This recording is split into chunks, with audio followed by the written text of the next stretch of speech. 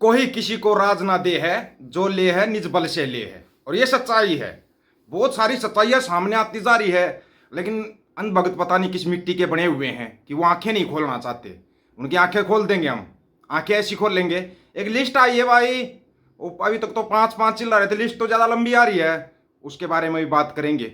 उसके बारे में बात करें। हाँ, इनको किन सिखों से नफरत है? जो सच बोलते हैं उन सिखों से इनको नफरत है, जो सच बोलते हैं उन हिंदुओं से नफरत है, जो सच बोलते हैं उन मुसलमानों से नफरत है। ये है इनकी नफरत का आलम, ये इनकी नफरत का आलम है। पहले एक बार थोड़ा ध्यान से सुनना, उसके बाद आपको उस लिस्ट के बारे में बताते हैं, और थोड़ा ध्यान से इसको ध्यान से सुनो। ਬਰਾਦਰੀ ਵਾਲੇ ਸਿੱਖ ਨਹੀਂ ਚੁੱਭਦੇ, ਉਹਦੇ ਨਾਲ ਕੁਝ ਸ਼ਰਤਾਂ ਨੇ। ਇਹਨਾਂ ਨੂੰ ਸਿੱਖ ਇਸ ਕਰਕੇ ਨਹੀਂ ਚੁੱਭਦੇ ਵੀ ਇਹਨਾਂ ਦੇ ਸਿਰ ਤੇ ਪੱਗ ਕਿਉਂ ਆ। ਇਹਨਾਂ ਨੂੰ ਸਿੱਖ ਇਸ ਕਰਕੇ ਨਹੀਂ ਚੁੱਭਦੇ ਵੀ ਇਹਨਾਂ ਦੇ ਹੱਥਾਂ 'ਚ ਕੜੇ ਕਿਉਂ ਆ। ਤੇ ਸੱਚ ਜਾਣਿਓ, ਇਹਨਾਂ ਨੂੰ ਸਿੱਖ ਇੱਥੋਂ ਤੱਕ ਵੀ ਨਹੀਂ ਚੁੱਭਦੇ ਕਿ ਇਹਨਾਂ ਦੇ ਹੱਥਾਂ ਦੇ ਵਿੱਚ ਆਧੁਨਿਕ ਮਾਡਰਨ ਹਥਿਆਰ ਰਫਲਾਂ ਕਿਉਂ ਆ। ਨਹੀਂ ਚੁੱਭਦੇ, ਉਦੋਂ ਤੱਕ ਨਹੀਂ ਚੁੱਭਦੇ, ਉਦੋਂ ਤੱਕ ਨਹੀਂ ਚੁੱਭਦੇ ਜਦੋਂ ਤੱਕ ਉਹ ਸਿਰ ਤੇ ਪੱਗ ਬੰਨ੍ਹ ਕੇ, ਬਾਤਰਾ ਪਾ ਕੇ, ਕੜਾ ਪਾ ਕੇ, ਹੱਥ 'ਚ ਹਥਿਆਰ ਫੜ ਕੇ ਇਹ ਗੱਲ ਕਹਿੰਦਾ ਆ ਕਿ ਮੈਂ ਹਿੰਦੁਸਤਾਨੀ ਆ, ਮੈਂ ਹਿੰਦੁਸਤਾਨ ਦੀ ਰੱਖਿਆ ਕਰਨੀ ਆ। ਜੇ ਜੰਗ ਲੱਗੀ ਤੇ ਫੌਜਾਂ ਤਿਆਰ ਨੇ, ਅਸੀਂ ਪਾਕਿਸਤਾਨ ਨਾਲ ਲੜਾਂਗੇ। ਉਹ ਕਹਿੰਦੇ ਇਹੋ ਤੇ ਸਿੱਖ ਸਾਨੂੰ ਚਾਹੀਦੇ ਨੇ। ਸਿੱਖ ਚੁੱਭਦਾ ਕਿੱਦਣ ਆ? ਉਹ ਉਦਣ ਚੁੱਭਦਾ ਜਿੱਦਣ ਸਿੱਖ ਕਹਿੰਦਾ ਵੀ ਭਰਾਵੋ ਮੈਂ ਆਪਣਾ ਰਾਜ ਵੀ ਕਾਇਮ ਕਰਨਾ, ਮੈਂ ਗੁਰੂ ਦੀ ਇੱਜ਼ਤ ਵੀ ਰੱਖਣੀ। ਤੇ ਜੇ ਅੱਜ ਸਾਡੀਆਂ ਸੰਸਥਾਵਾਂ ਦਾ ਇਹ ਹਾਲ ਹੋ ਗਿਆ, ਸਾਡੀਆਂ ਜਥੇਬੰਦੀਆਂ ਇਹ ਕਹਿੰਦੀਆਂ ਨੇ ਜਦੋਂ ਮਾੜੇ ਜਿਹਾ ਜੰਗ ਦਾ ਮਾਹੌਲ ਬਣਿਆ ਕਿ ਅਸੀਂ ਫੌਜਾਂ ਤਿਆਰ ਨੇ ਤੇ ਅਸੀਂ ਪਾਕਿਸਤਾਨ ਦੇ ਵਿਰੁੱਧ ਜੰਗ ਲੜਾਂਗੇ, ਹਿੰਦੁਸਤਾਨ ਦਾ ਸਾਥ ਦੇਵਾਂਗੇ। ਕਈ ਵਾਰੀ ਗੁਰੂ ਸਾਹਮਣੇ ਖਲੋ ਕੇ ਹੂਕ ਨਿਕਲਦੀ ਆ, ਮਹਾਰਾਜ ਸੱਚਾ ਪਾਤਸ਼ਾਹ ਤੇਰੀਆਂ ਫੌਜਾਂ ਸੀ। ਇਹਨਾਂ ਦੀ ਇਹ ਭੜਕ ਉਦਣ ਨਿਕਲਣੀ ਚਾਹੀਦੀ ਸੀ ਜਿੱਦਣ ਪੰਜਾਬ ਦੀ ਧਰਤੀ ਤੇ ਇਸ਼ਤਿਹਾਰ ਲੱਗ ਗਏ ਵੀ ਤੁਹਾਡਾ ਗੁਰੂ ਸਾਡੇ ਕੋਲ। ਭੜਕ ਉਦਣ ਕਿੱਥੇ ਮਰ ਗਈ ਯਾਰ? ਉਹ ਭੜਕ ਚੁੱਭਦੀ ਹੈ ਸਰਕਾਰ, ਇਹ ਭੜਕ ਨਹੀਂ ਚੁੱਭਦੀ। ਖਾਲਸੇ ਦੀ ਉਹੀ ਭੜਕ ਮਰੀ ਕਿਉਂ? ਕਿਉਂਕਿ ਅਸੀਂ ਗੁਲਾਮ ਹਾਂ। ਇਹ ਸਾਡਾ ਘਰ ਹੁੰਦਾ, ਇਹ ਸਾਡਾ ਰਾਜ ਹੁੰਦਾ, ਇਹ ਸਾਡਾ ਖਾਲਿਸਤਾਨ ਹੁੰਦਾ। ਕਿਸੇ ਆ ਦੁਖੀ ਵਾਲੇ ਡੇਰੇ ਦੀ ਕੀ ਹਿੰਮਤ ਹੈ ਸਿੱਖਾਂ ਦੇ ਗੁਰੂ ਨੂੰ ਹੱਥ ਪਾ ਜਾਣ। ਪਰ ਰਾਜ ਕਿਹੜੀ ਚੀਜ਼ ਲਈ ਨਹੀਂ ਚਾਹੀਦਾ? ਕੋਈ ਦਲੀਲ ਤੇ ਦਵੇ ਆ ਕੇ। ਸਾਡੀ ਹਰ ਚੀਜ਼ ਲਈ ਰਾਜ ਚਾਹੀਦਾ, ਸਾਡੇ ਧਰਮ ਲਈ ਰਾਜ ਚਾਹੀਦਾ, ਸਾਡੇ ਭਵਿੱਖ ਲਈ ਰਾਜ ਚਾਹੀਦਾ, ਸਾਡੀਆਂ ਫਸਲਾਂ ਲਈ ਸਾਨੂੰ ਖਾਲਿਸਤਾਨ ਚਾਹੀਦਾ, ਸਾਡੇ ਬੱਚਿਆਂ ਦੇ ਭਵਿੱਖ ਲਈ ਖਾਲਿਸਤਾਨ ਚਾਹੀਦਾ ਆ, ਸਾਡੀਆਂ ਆਪਣੀਆਂ ਧੀਆਂ ਭੈਣਾਂ ਦੀ ਇੱਜ਼ਤ ਬਹਾਲ ਰੱਖਣ ਲਈ ਖਾਲਿਸਤਾਨ ਚਾਹੀਦਾ ਆ।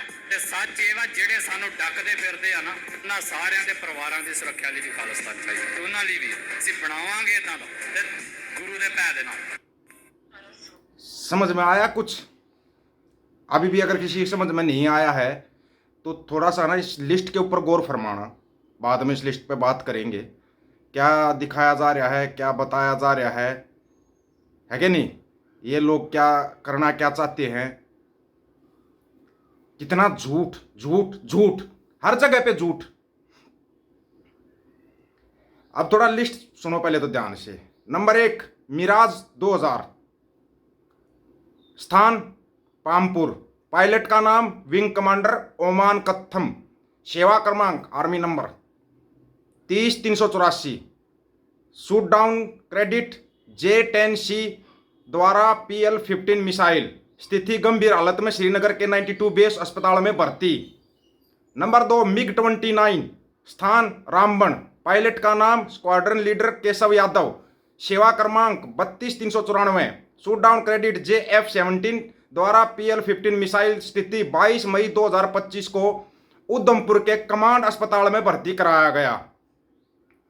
सुखोई Su-30 Mk1, स्थान Akhnoor, pilot 1 wing commander Lalit Garg, सेवा क्रमांक 29-690, पायलट 2 फ्लाइट लेफ्टिनेंट मंदत तिवारी, सेवा क्रमांक 36-415, शूट डाउन क्रेडिट J-10C द्वारा PL-15 मिसाइल, स्थिति अखनूर के 170 मिलिट्री अस्पताल में स्थिति गंभीर हालत में भर्ती।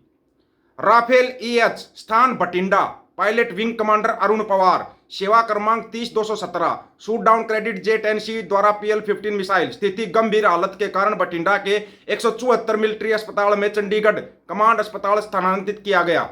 बठिंडा से चंडीगढ़ रेफर किया गया।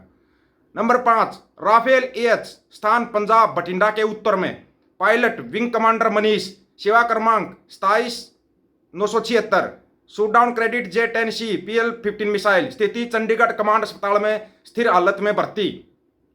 Number 6 Rafale EH, pilot squadron leader Sunil, सेवा क्रमांक 32-091, शूट डाउन क्रेडिट J-10C द्वारा PL-15 मिसाइल स्थिति श्रीनगर के 92 बेस अस्पताल में स्थिति हालत में गंभीर हालत में भर्ती।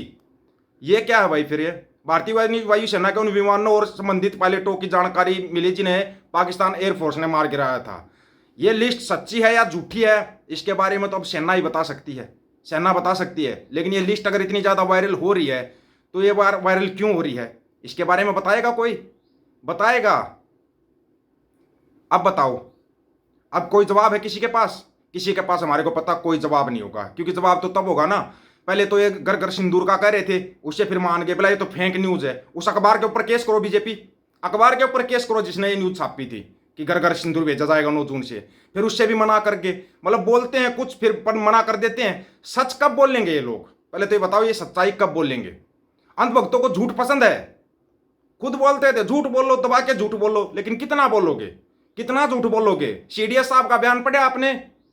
CDS साहब का बयान पढ़ लिया, आर्मी चीफ का बयान सुन लिया, वायुसेना चीफ का बयान सुना होगा बयान।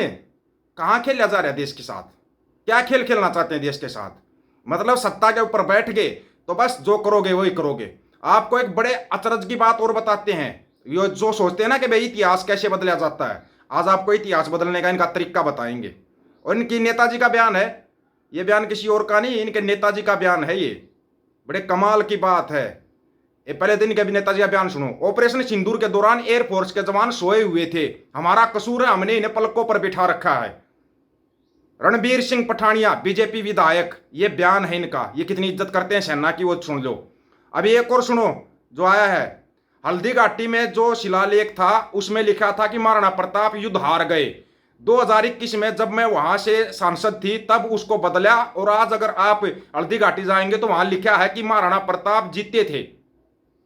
ये मेरे कार्यकाल की सबसे बड़ी उपलब्धि है। दिया कुमारी उप मुख्यमंत्री राजस्थान, मतलब इन्होंने लिखवा दिया युद्ध जीत गए तो युद्ध जीता हुआ माना जाएगा, है क्या नहीं? युद्ध जीता हुआ माना जाएगा। ये इतिहास को इतिहास बनाने का इनका तरीका है। महाराणा प्रताप चाहे जीते हो चाहे हारे हो, अगले लड़े तो थे, फिर इतिहास को इतिहास क्यों बना रही है? और फिर उसके बाद उसका बखान कर रहे हैं, इतनी बड़ी उपलब्धि हासिल कर ली इन लोगों ने, इतनी बड़ी उपलब्धि, फिर भी आंखें नहीं खुल रही हैं तो भक्तों की। पता नहीं क्या चक्कर है। पाँव पाँव पाँव पाँव पाँव पाँव पाँव पाँव पूरा दिन भांड मंडिया के दरबारी भांड जो दलाल हैं, ये इनका समझ में नहीं आ रहा। हमारे तो कुछ समझ में नहीं आ रहा। अगर अपना राज भाग चाहिए तो अपनी सरकार बनाइए, अपनी सरकार बनाइए। 2027 में चुनाव है पंजाब के अंदर, सबको आजमा के देख लिया है, सबको आजमा के देख लिया है। अब मौका अगर अब की बार है ना, उससे पहले तुम्हारे को घुमा दिया जाएगा, उससे पहले ही घुमा दिया जाएगा।